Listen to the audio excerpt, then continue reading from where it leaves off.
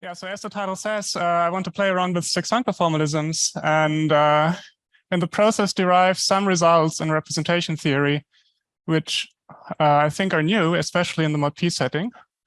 And all of this will come from actually studying 6-Functor formalisms in an abstract way and doing some fancy categorical stuff. So in order to actually do anything, I first need to define properly what a 6-Functor formalism is for me.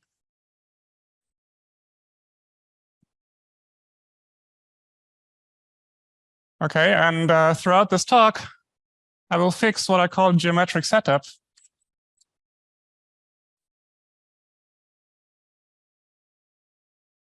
And so this will consist of two things. The first is just some category.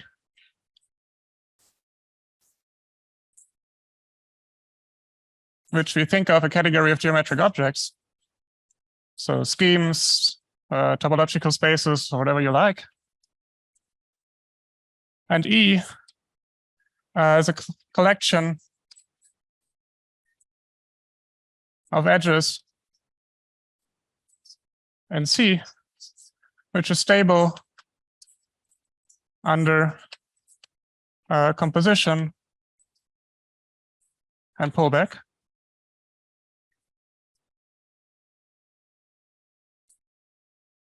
Okay, and this will be the collection for which the morphisms for which we define the Schrieg functors. So think of this as something like finite type maps or yeah, stuff like that. And okay, if I fix such a geometric setup, I need to define one category that I can associate to this, which is the category of correspondences. So let me just denote this core C, E. So this is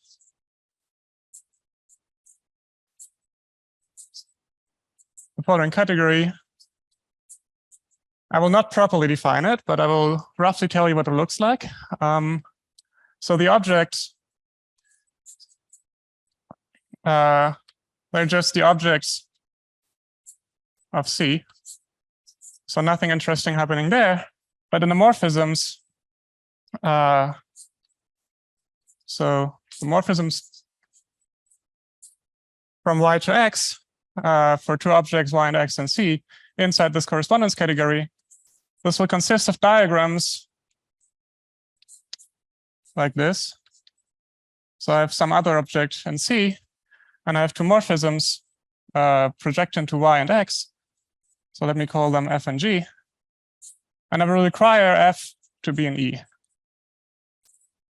Okay, and from this description, I guess it's clear where the name correspondence category comes from, because that's like what people usually call correspondences.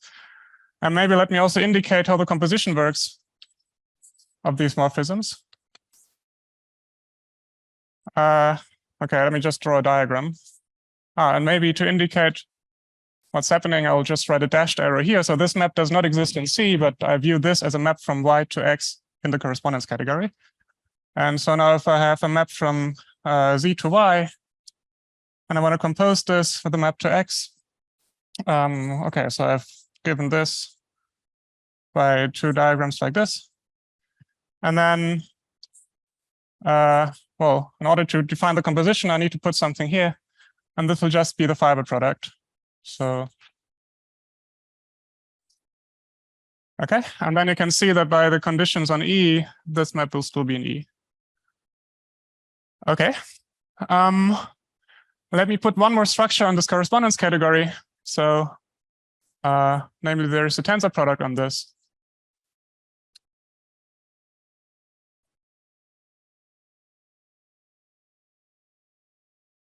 And it will simply be defined by saying the tensor product of two objects, by definition, is just the product of these two objects. But this product is the product in C. This is not the product in the correspondence category. Okay, but you can still make this into tensor product on the correspondence category. Okay, and also, yeah, I didn't really assume that C has products. So if you like, you can assume that to make that work. Actually, you don't need this. You can still define this as some operate, but okay. For I think in all the cases we have, C has products, so it's fine.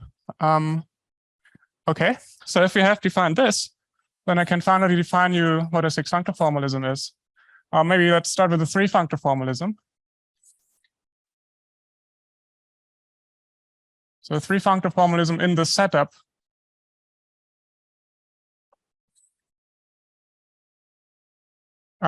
is a lax tensor functor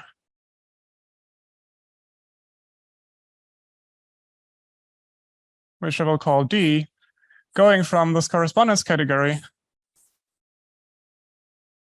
with the tensor product I defined to just the category of categories with the Cartesian product. And okay, so the people who've seen that before might wonder why I never say infinity categories here. Implicitly, all of this is infinity. But I think actually for the most part of what I want to say, that's not that important. But yeah, so you should think of this actually as a functor of infinity categories, and this the category of infinity categories. Okay, so if you have such a functor, what do we get? Well, for all x and c, we get some object d of x. So that we will see as the category of sheaves on x. Okay, so. But in this abstract setup, this is just any category for now. And you can check that this lax tensor functor means that you get actually tensor product on this. And then for all morphisms in the correspondence category,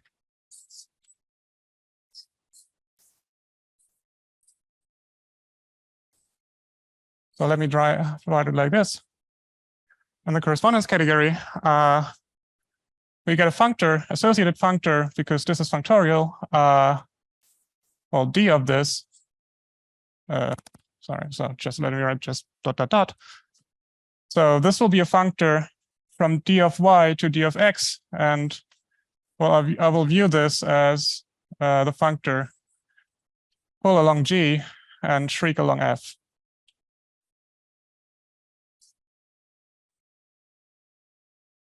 Okay, and if you actually want to define the pullback from this diagram, then just choose such a diagram where F is the identity. So that gives you the pullback, and the same the lower shriek. Just choose a diagram where G is the identity.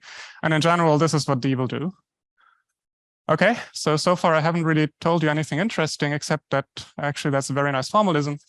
And why is it nice? Because defining 6-functor formalism like this, you automatically encode all these compatibilities that you want to have. So this encodes in this structure things like the projection formula,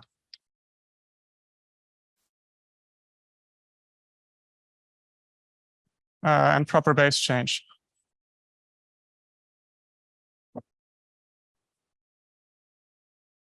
Okay, so it's actually, if you think a little bit about this, it's actually far from trivial how to encode this at all, because you want these properties to be functorial, and well, yeah, that's not an easy task. But okay, we can do that. And defining 6-functor formalisms, sorry, it's just 3 functors for now. So let me fix that. So D is a 6-functor formalism.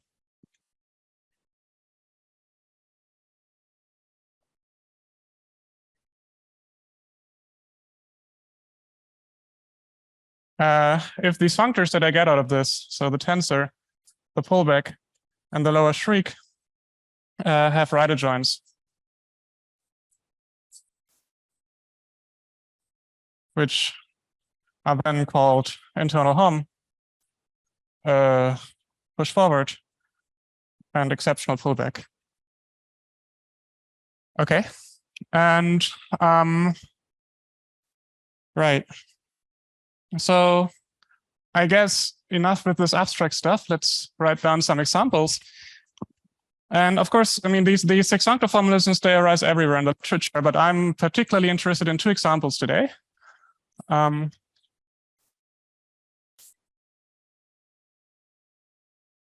Yes, yeah, right.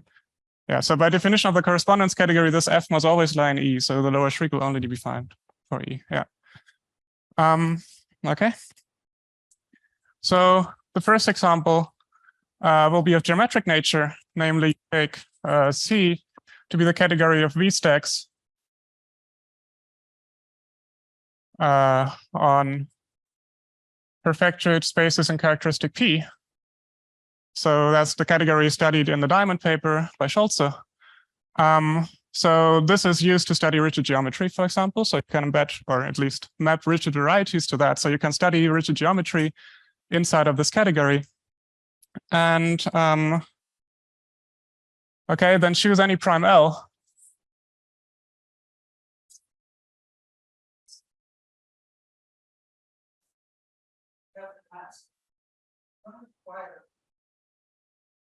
Oh, I do. So the fact that this is a functor tells you that you have projection formula and proper base change. Yeah, it comes from functoriality of D.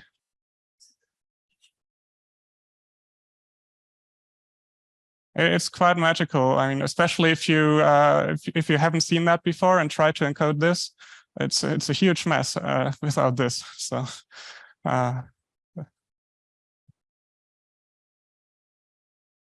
Okay, so let C be this category, L any prime, and lambda an FL algebra. And okay, I guess you can take any torsion algebra actually, but let's stick to just FL for now. Okay, and then we get a 6-Functor formalism.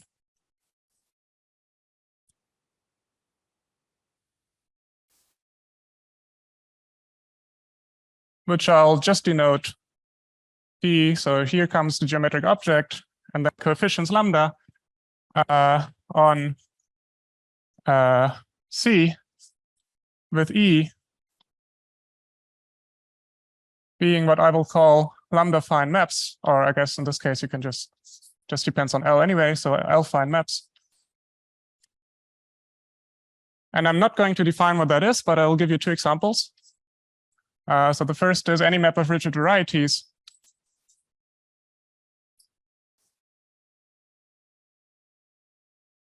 And the second example is any map of classifying stacks. I don't.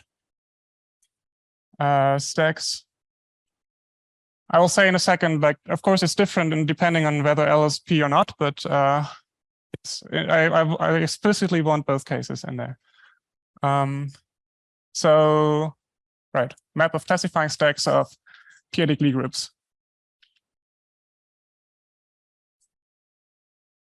Okay, and so we have 2 cases for that.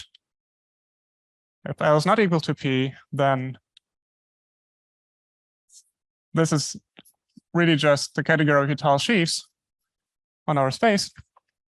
If L is equal to P, so this was defined by Scholze, although the whole full 6-Functor formalism, so Scholze defined it for these kinds of maps, but then it was later extended to these stacky kinds of maps in a paper by Gullotter, Hansen, and Weinstein, I think. Okay, and it's actually surprisingly non-trivial to extend it to this, unless you have this formalism. Once you have this formalism and like this abstract notion of 6-Functor formalisms, you can extend this by some categorical nonsense.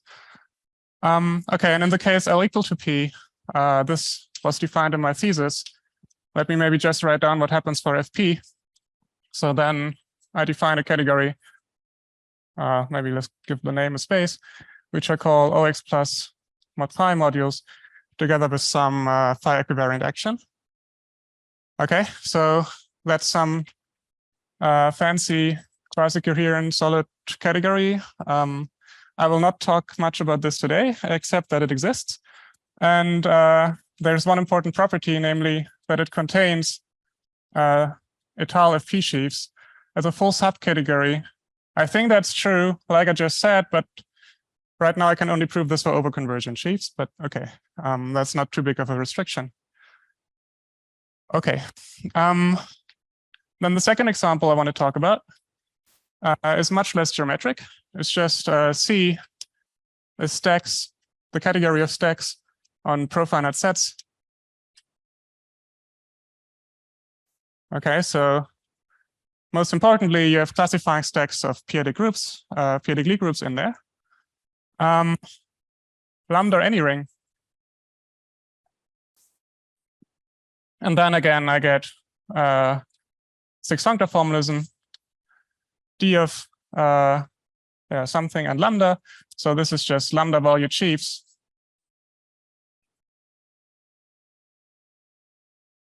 On x.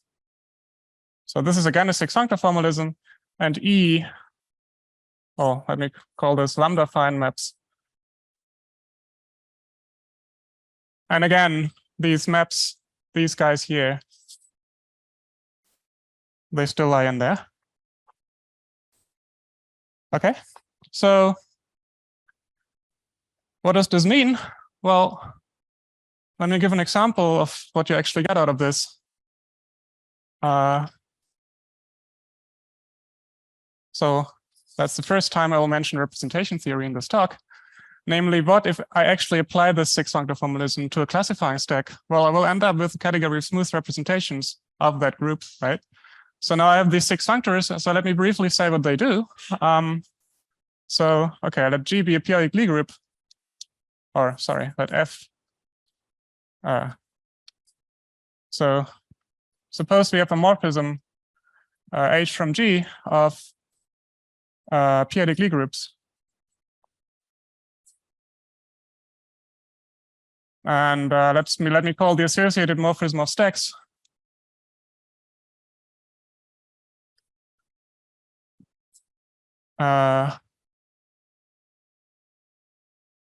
so classifying stack of H goes to classifying stack of G. Okay, and then so first of all, like I just said, if I apply my 6-Functor formalism to this, and now I'm working in example B, say, but okay, most of this is also true in example A, but then of course you have to restrict your ring lambda right now. Then this is just a category of, I don't know how people denote that, maybe like this. So that's smooth G representations on lambda modules. And so now I get some functors, right? So the first one is F upper star from D of, so D smooth G lambda to D smooth H lambda. So what is this functor? Well, it's just the restriction / inflation functor. So I think representation theorists have different names for this, depending on whether this map is injective or surjective. But it's literally just you have a G action and you transfer the action along H. Then we have the F lower star. So that goes from, let me just put the H and G here. So that goes from H to G. Okay, and that will be, depending on whether this map is injective or surjective, will be induction or cohomology. Well, roughly, something like induction or cohomology. And then we have the F lower shriek.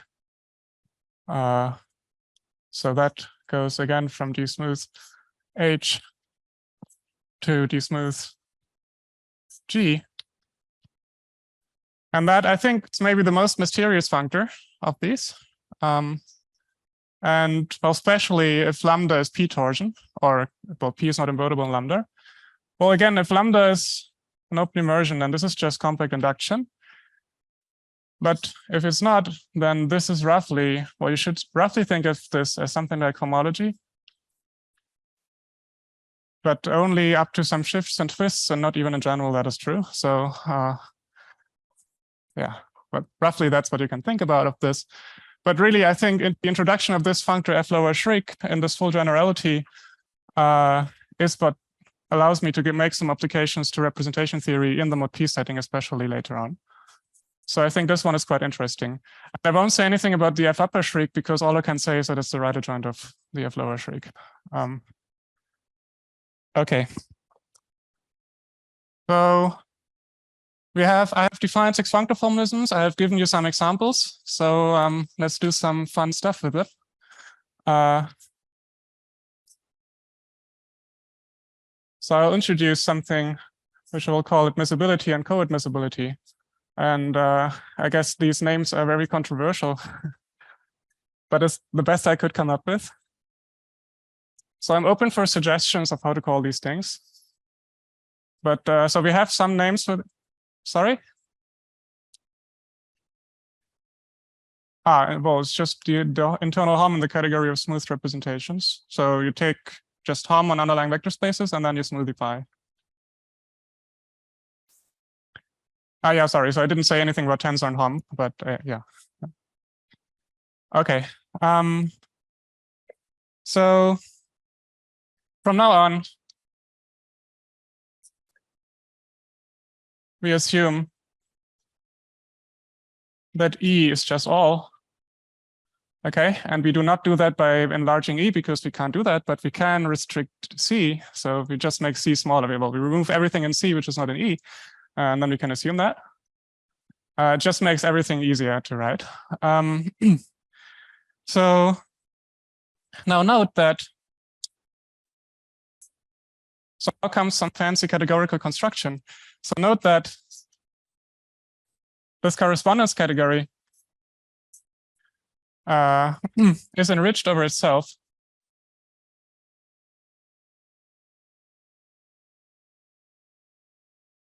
Meaning that I have an internal Hom for the tensor product that I defined.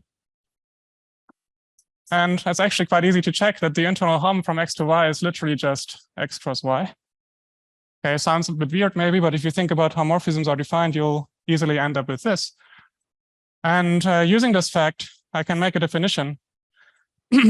Namely, now comes the fancy categorical construction.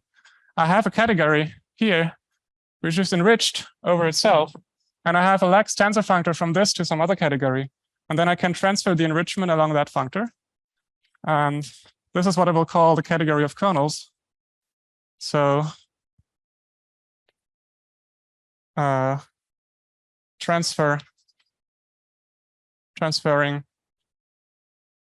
the enrichment. And don't worry, I'll write explicitly what this means in a second. So transferring the enrichment along D gives the category of kernels. And actually, this is a 2 category.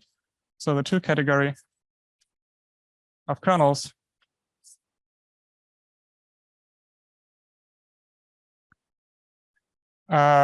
which I'll just write KD.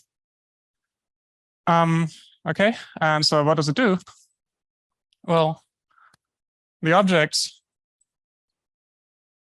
are still just the objects of C because transferring the enrichment doesn't change the objects.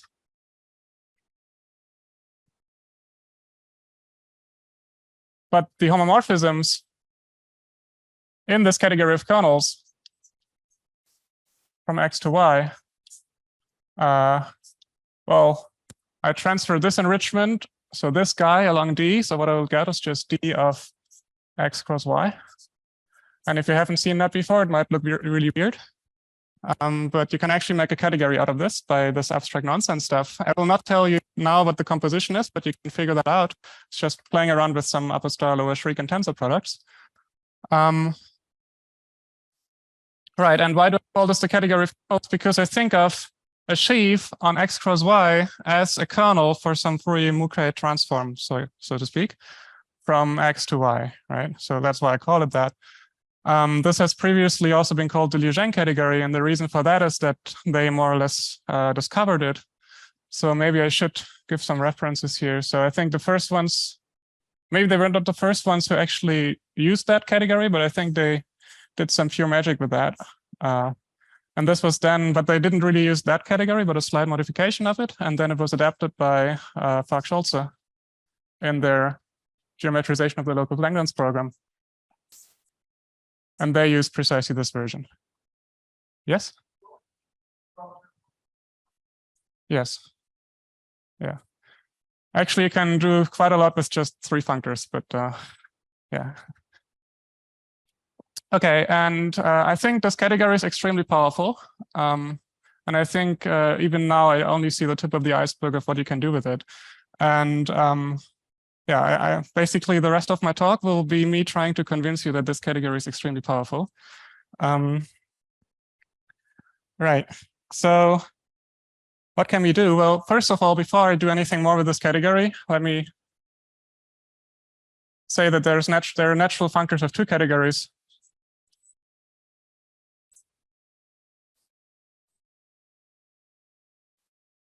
Well, first of all, I have C. I can map C to the correspondence category of C by just, well, on objects, this doesn't do anything. And on morphisms, I just map a morphism to that horizontal morphism and the identity in the vertical direction. Then there's a map from the correspondence category to the category of kernels, which again doesn't do anything on the objects. And on the morphisms, it's slightly more complicated, and I leave that as an exercise because I don't have much time. But I think the most important one maybe is the one from KD to the category of categories, or the two category of categories. And maybe let me say here, so in objects, this sends x to d of x, and a morphism. So if I have a kernel in d of x cross y, then this gets sent to the functor, well, the Fourier-Mukai transform, right? So where I are the projections from, I didn't really say from where to where this is supposed to go anyway, but I guess maybe I hope you know what I mean. Okay. So I have a two category, and two categories allow me to talk about some stuff which you cannot do in one categories, namely adjoint functors or adjoint morphisms. So let me introduce that now. Yes? Well, I have some category which is enriched over something, and I have a functor from that enrichment category to some other category, and then I can basically just replace the enriched terms along that along that functor. The change of enrichment doesn't change the objects. Just on the enriched morphisms, I change something. Okay, maybe we discuss it afterwards. I mean, for now, just accept this as what you get. It's a bit weird, I agree. I mean, the first time I saw that, I was also a bit confused what people mean, but yeah, it works. And by the way, if I say two category, I actually mean infinity two category. But for the most part, that doesn't matter either. You can just work with this as a two category. And but proving that it is a two category is actually not so easy unless you do it with this enrichment thing. Okay. Then maybe I should also mention Zavialov, because in one of his papers, he describes the process of constructing this category of kernels using this enrichment process.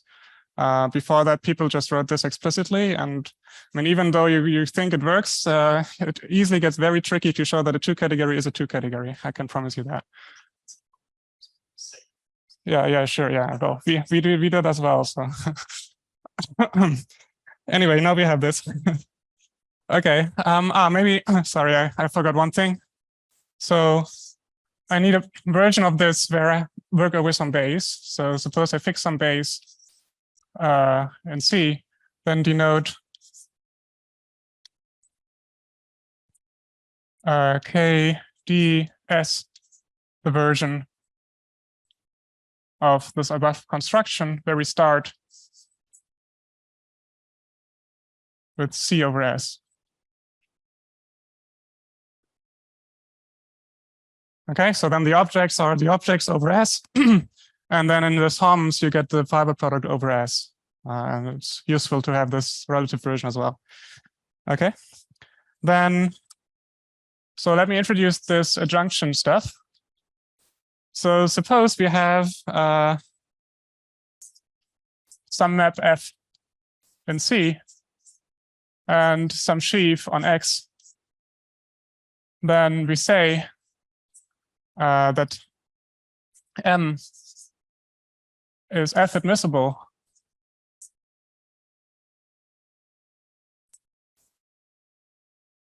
Okay, and this has been called different things in the literature before. I called these F dualizable, Schulze called these F smooth.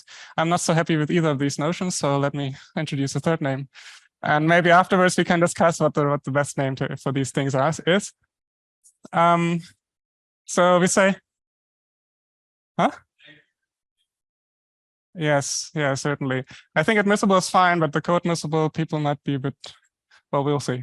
Anyway, so F is admissible if, M is admissible if it is left adjoint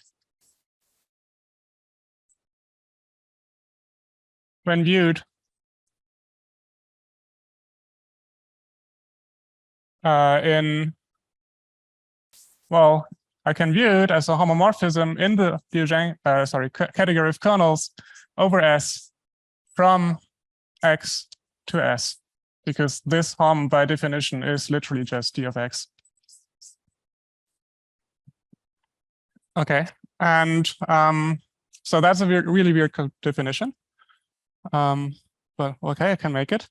And then if I have a left adjoint, then I have an associated right adjoint, right? So the associated right adjoint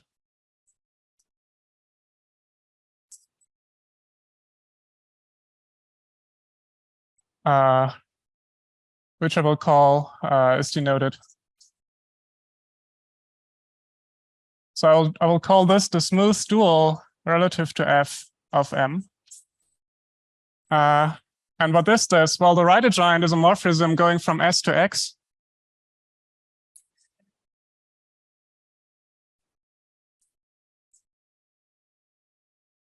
Well, I have a two category, and whenever I have a morphism in a two category, I can speak of an adjoint in there, which is a morphism in the other direction, together with the unit and a co-unit, satisfying the triangle identities. Yeah, sorry, maybe I should have said that. Yeah, thanks.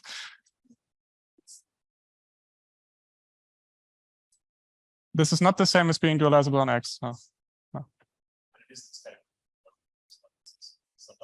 Yeah, if you use the version that Liu Zheng used, then this is the same as being dualizable in that category somehow. But I want to use this one. Okay, so the right adjoint is a morphism from S to X, but this is also d of X, so I actually get another sheaf on X. Okay, and then I will say that M is F co-admissible. So this is the maybe most controversial name. Well, if the dual of all of this is true, so if it's the right adjoint,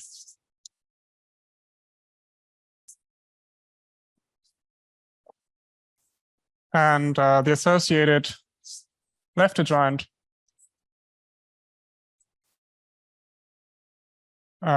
is denoted, let me say, proper dual of F, yeah, relative to F of M.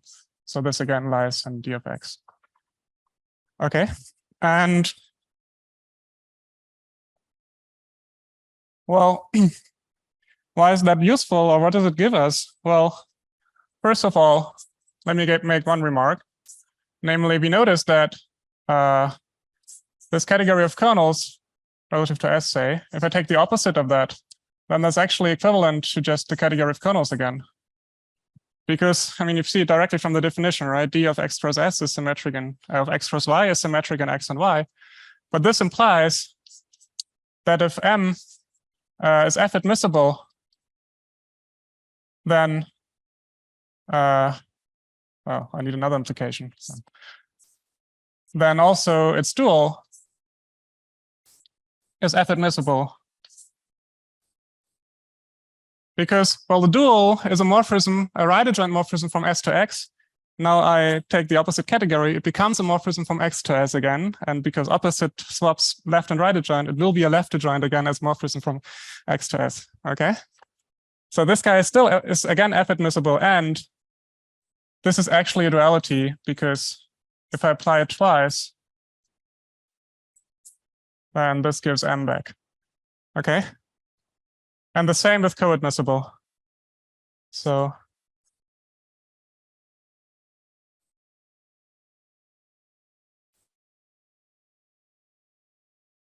and this looks very easy, but you'll see in a second that this is actually much less, I mean, that it actually gives you things that are not at all easy to see without this formalism. Okay. And then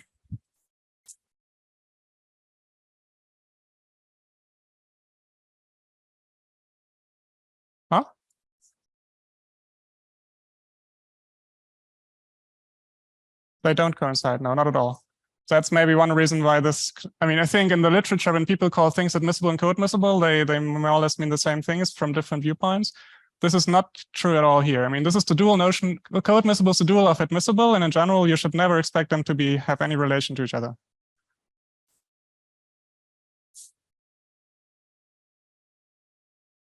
Yeah, so admissible is something like ULA. Co-admissible is much more mysterious, maybe. I will give an example of co-admissible later in a second, and then you'll see how to think about it. I think I'll want to continue here, and then in the applications, I will show you what this is. Okay.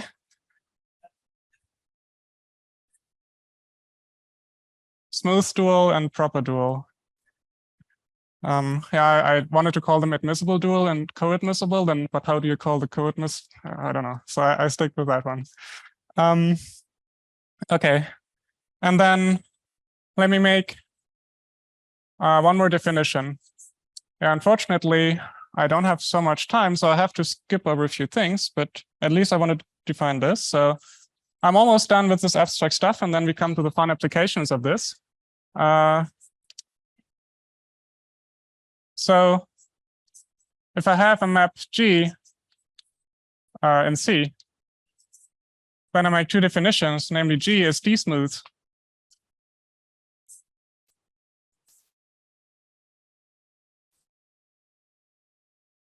If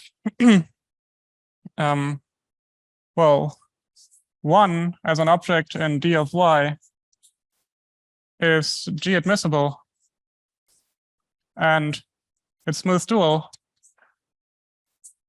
is invertible.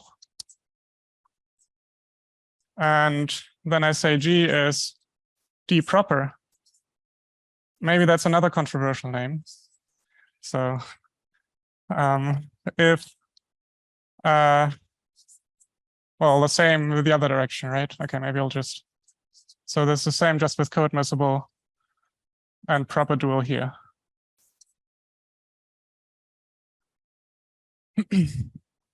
Okay, and so one thing I like about this picture is that you actually see that smooth and proper are dual notions in a sense, right? And maybe how you should think about this. And yeah, unfortunately, since I didn't have the time, okay, maybe, yeah, okay. Yeah, sorry, because I don't have that much time, I will just roughly say what these things indicate. So being smooth just means or implies that the G upper shriek is the G upper star tensored with the smooth dual of 1. And being proper implies that the lower shriek of something tensored with the proper dual of 1 is the same as, sorry, as the F lower, G lower star.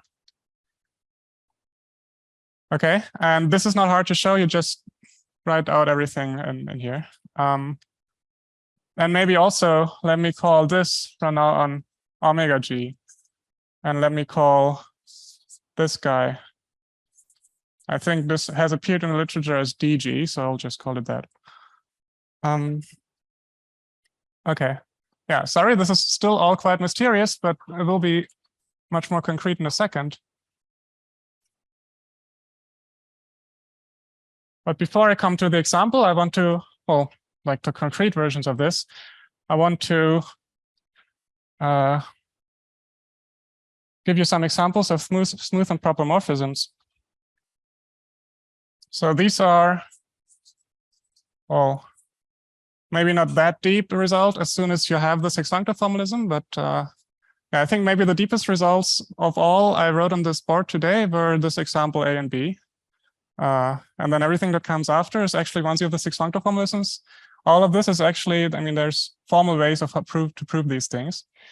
So, so the first case is we are in the geometric setting. So C is the category of V stacks. L any prime. Okay, maybe I'll just write example A. So an example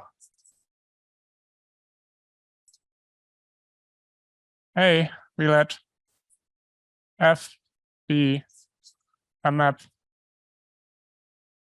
of analytic adic spaces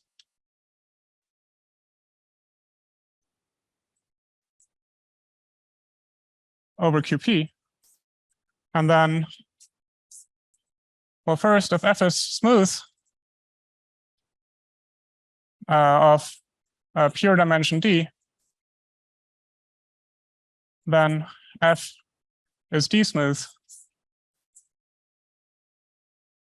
And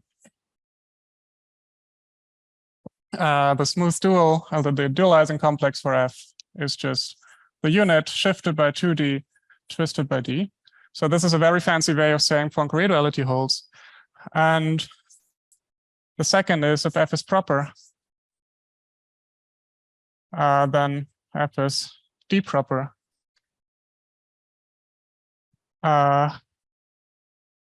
Okay, and dF is 1. So in other words, F lower star is just F lower shriek.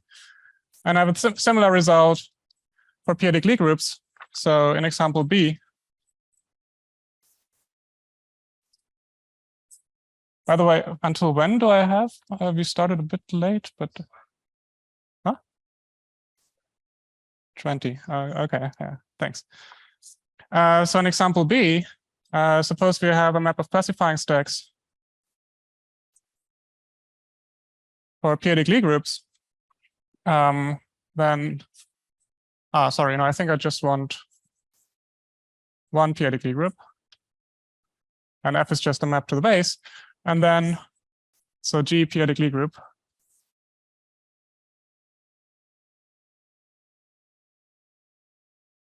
Then if either, so if lambda is an FP algebra or a Z adjoint 1 over P algebra, then F is D smooth. And so then I have a dualizing complex, which I will just call omega G. And I have two cases. So in the first case, or in the second case, maybe first, this sits in, so this is concentrated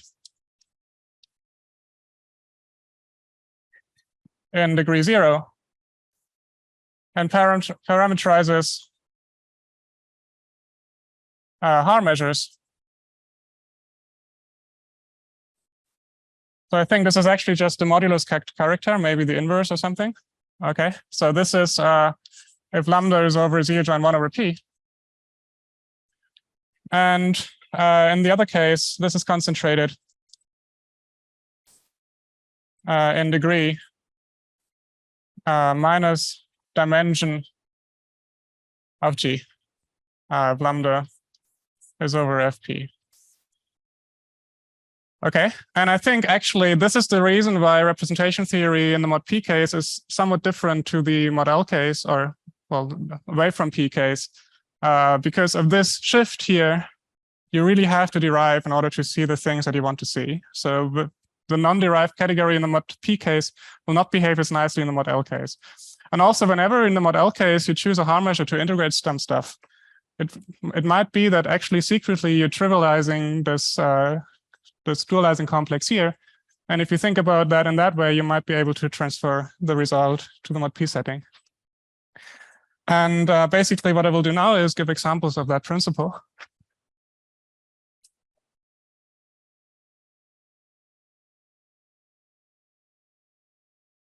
Yeah, it has an explicit description in terms of volume forms on G. So you take the Lie algebra, and the highest exterior power. That unfortunately is a QP vector space, so it's not an FP representation, but you can do some magic and then it becomes an FP representation. Yeah, sorry, yeah, maybe I should mention this. So in this case here, so this case here is not so hard, but the second is essentially Lazard's theorem. It's a modern reformulation of what he proved. So this is essentially saying that G cohomology has Poincare duality. And maybe I should mention the second thing, namely if G is pro P and P torsion P free,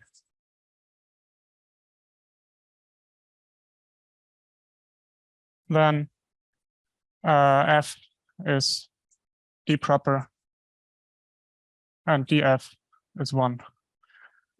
Okay.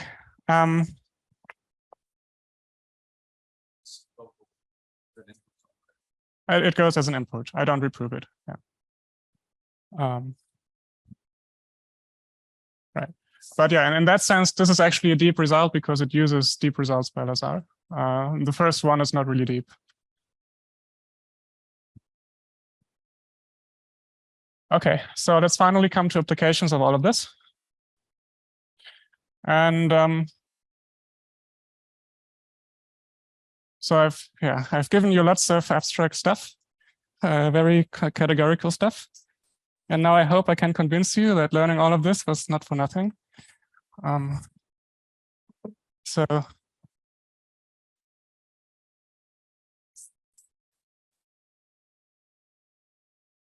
applications. And I have 3 applications in mind. So let me start with the oldest one.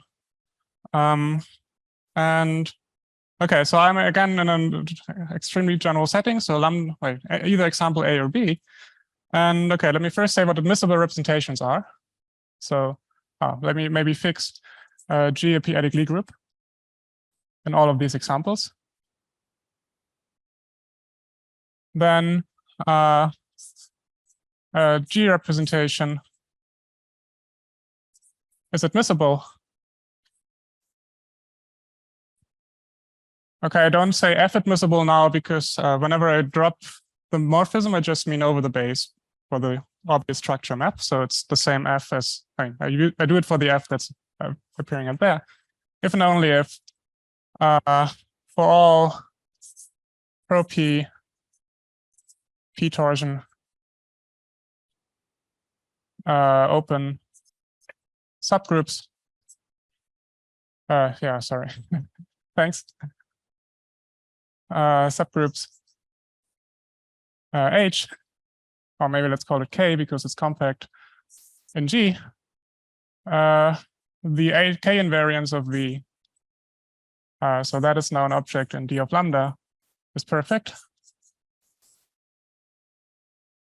Okay, so everything is derived. So by K invariance, I mean actually K cohomology. And so you can think, well, you can try to figure out now what this actually means in the mod L or in the mod P case. So for example, the mod P case, this is equivalent to V being a bounded complex of representation such that all the cohomologies are admissible representations in the usual sense. In the mod L case, this can be unbounded, I think, but I don't really do much mod L stuff, so I don't know.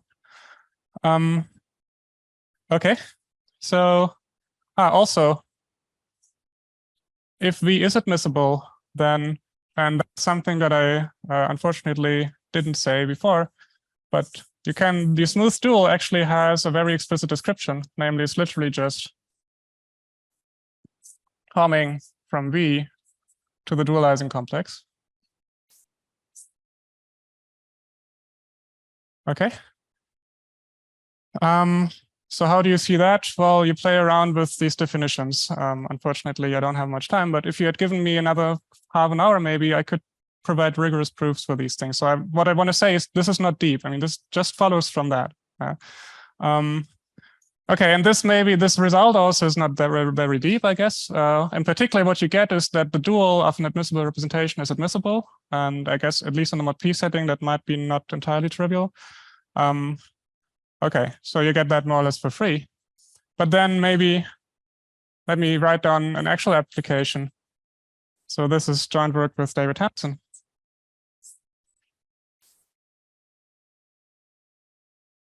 And what does it do? Well, suppose G is GLN, I guess F. D is the central division algebra. Of invariant 1 over n over F. Okay. Then on lambda is, say, an FL algebra, where now explicitly I want L to be P, but I guess if L is not P, this is still true. And then I have the following diagram. I have this infinite looping tape space, and I can mod out by the G action and the D cross action. So we had this before, yesterday or 2 days ago, I think. So I can either write this as Drinfeld upper half space modulo the action of G, or I can write this as projective space modulo the action of D cross. And from these descriptions, I get natural maps from this to D cross, and from this to the classifying stack of G. And let me call this F and this G. And then we note that this F here is D smooth because it's smooth. And this G here is D proper because it's proper, and D smooth.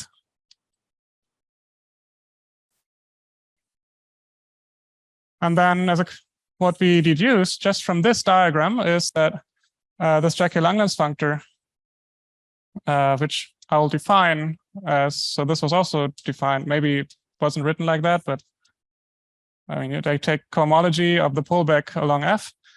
So this is a map from G representations to D cross representations. And what we get out of all of this is that this preserves admissibility.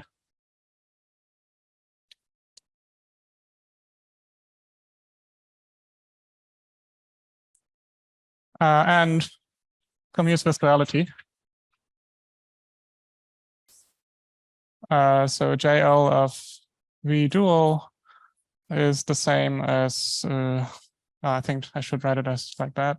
And that's the same as JL V dual, and then shifted by 2n minus 2 and twisted by n minus 1. So why? Well, okay, unfortunately, I haven't written this in full generality, but it is true that whenever you have an admissible object and you pull it back along a smooth map, then it stays admissible. And the proof for that is literally just a composition of left adjoint functors is left adjoint, and composition of right adjoint functors is right adjoint in this category of kernels. And the same, if you push an admissible thing along a proper map, then it stays admissible. So just from this principle, smooth pullback, proper push forward preserves admissibility, so that you get this for free. And then this duality thing, well, it just, because this map is smooth and this map is smooth, you just compute internal humps on both sides and play around with the junctions and you see it. And this shift and twist is literally just the dualizing sheaf on the space. Okay. So that was the warm-up. Now I want to do something else. So the second application.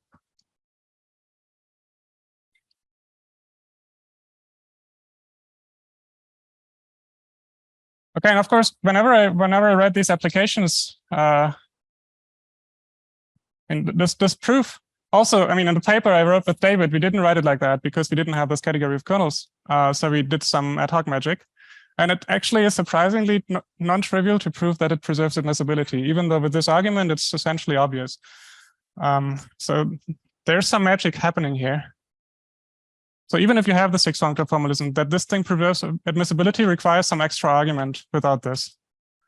So now now comes the promised description of co-admissible objects. So again, let's now stick to example B. So let's restrict to classifying stacks, but again, you can also do something like this geometrically. Okay, then maybe let me call this a proposition. So the first, a G representation is co-admissible if and only if V is compact. Okay, so coadmissibility is the same as being compact. And again, this is not hard to prove. Yeah, I don't have the time, unfortunately, but you just, again, play around a little bit with adjoint functors and see what they do, and you get this result. Okay, but if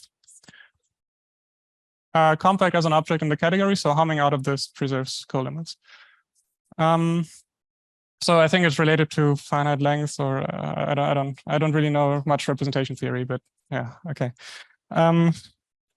Then, well, I will call this Bernstein-Zelevinsky duality, but it's really just the proper duality. So this now induces an isomorphism from the compact objects opposite to the compact objects.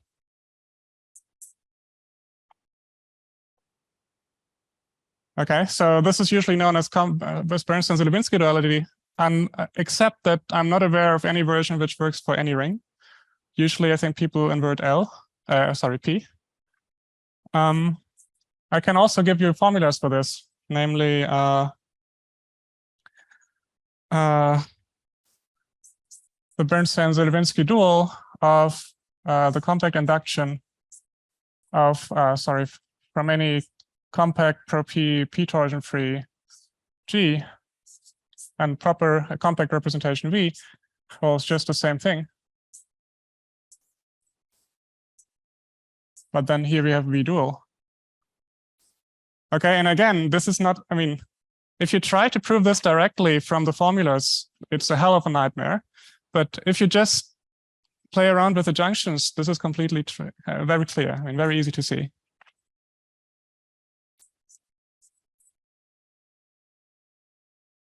Sorry, yeah. This omega means compact representations. Oh, yeah. Good point. Thanks. It's an equivalence, yeah. Because proper duality is always an equivalence. So in particular, it's in this case. Okay.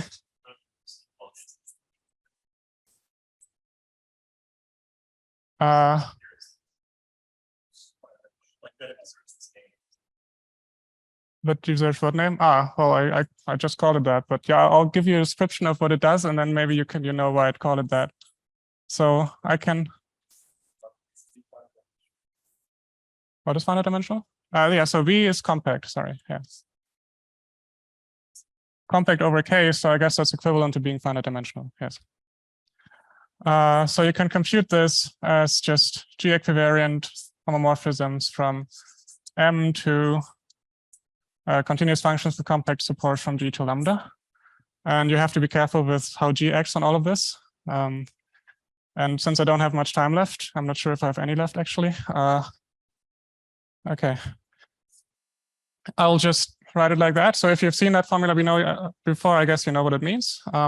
Again, in the mod P setting or in general for general rings, I think it's not that easy to see that this actually does anything useful. But yeah, just from this formalism, it follows immediately that it does. And maybe, I mean, there's more stuff you can do with this, but since I'm already running out of time and I have a third application, I'll just state one thing you can do with this. I think, namely, if you like Hecke algebras, then let's suppose that I is a pro P Ivar-Hori subgroup. Then I think people define this pro P Hecke algebra as the endomorphisms of the compact induction from I to G of the trivial representation. So this is now an algebra in D of lambda. And in case lambda is FP or something, or a P torsion, this thing actually has some derived stuff happening, which makes it a bit complicated to study it. But, well, the Bernstein-Zelevinsky duality gives you an isomorphism of this with itself, but it swaps the category, like the direction of arrows, right? So then this induces an isomorphism of this Hecke algebra whose opposite. So I think this is called the anti-involution or something, but at least in the mod P case, as far as I know, that's not so easy to construct. or maybe has not been constructed at all yet. So at least we know that it exists from this. I don't know if you can compute it using that, but and then the third application.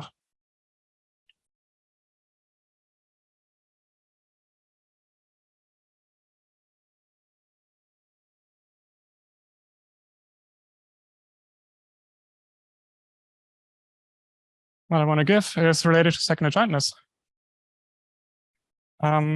So now let G be reductive and connected and so on, or I don't know. And then we have a parabolic subgroup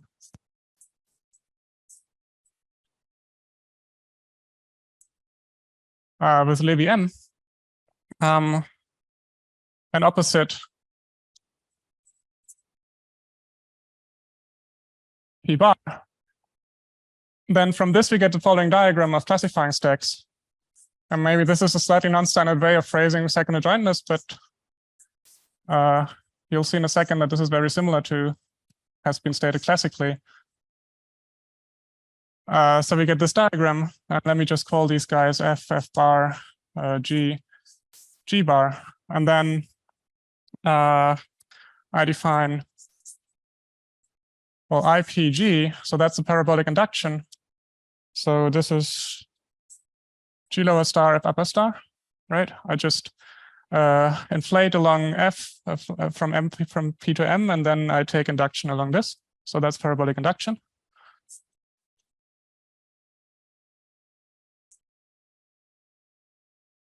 Then I can write down the right adjoint. So this is F lower star, G upper shriek. So this is the right adjoint. And then there's one more functor I can write down, LPG, which is F lower shriek, G upper star. And this is roughly the left adjoint. But actually, okay, in general, I guess maybe it might be quite far, but if you are away from P or mod P, if you're away from P, it is the left adjoint up to a twist. If you're mod P, it is the left adjoint up to a twist and a shift. So without the shift, there's no way you can ever, I guess, prove anything second adjointness like in the mod P setting, but with the shift, it works. And the shift, again, comes from the fact that the dualizing complex is shifted. Okay, and then the theorem we have, and this is joined with Claudius Heyer and Conrad Zhu. And this is work in progress. I promise to put this very big somewhere on the board.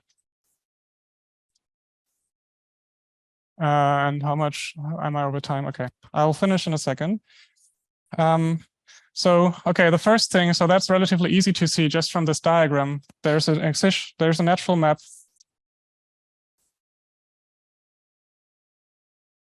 from the right adjoint for P to the left adjoint, or roughly left adjoint, for P bar to the left adjoint of P. And second adjointness is roughly saying that this is an isomorphism. But this cannot be true mod P. This has been proved that this cannot be true mod P. So since I'm staying in an extremely general setting, I cannot say that this is an isomorphism, but I can say something weaker, namely, so let Z act on G via conjugation by the co-character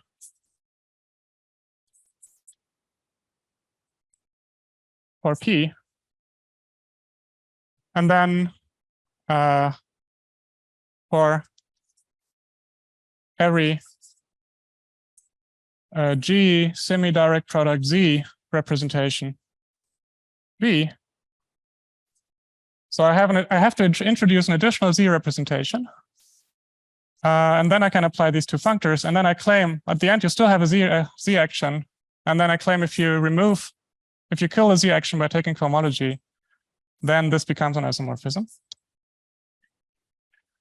And okay, it's a bit weird why you have the Z cohomology here. It's actually very weird, but I mean, something has to happen because mod P, it is not an isomorphism. So if you want a general statement, you have to do something, right? And I have a very interesting chat with Juan yesterday. And well, actually, well, you can probably modify this slightly so that the Z cohomology, you can apply a weaker operation. And that weaker operation is actually something like a finite slope part. So if you do the same in the local analytic representation setup, then this, you should think of this as being something like finite slope part, hopefully. But I mean, we know this since yesterday, so I don't know. But there's one way where you can get rid of this. So that's the last thing I want to say, namely, suppose that V is an admissible G-rep. And suppose we know a priori that the left adjoint applied to V is also admissible. Then this is an isomorphism on the nose. Sorry, M is V, of course. Okay. So then you get second adjointness. And okay, how do you prove that? Well, the sketch is basically just, well, it's easy to prove once you know how to do it. Namely, we apply the theorem to, well, no one says that I have to do it for this representation V and some Z action on it. I can just build a new one, namely this one. And Z cohomology of this representation is V. And all you have to check is that you can somehow get this product through the left and the right adjoint. And for that, you need this. Okay, and this condition here, unfortunately, is a bit unfortunate. But I think you can check this by hand, or well, Claudius Heyer actually proved this in the mod P setting if lambda is a field. So this is automatic. If lambda is a field in any characteristic. So in characteristic P, this is a new result. And the last thing I want to say is, for me, all of these are just toy examples of something you can do far more generally. So of course, so this result here is extremely general, it's just playing around with some monoid actions in correspondence categories. You can apply this to Bernstein-G, you can apply this to locally analytic representations. And all of these settings, this result will probably hold, and then you have to figure out what to do with the Z cohomology. And similarly, Bernstein-Zelevinsky duality on Bun-G is just a rephrasement of this thing on Bun-G and so on. So basically, this is just the start of what I want to do. Yes, sorry for being over time.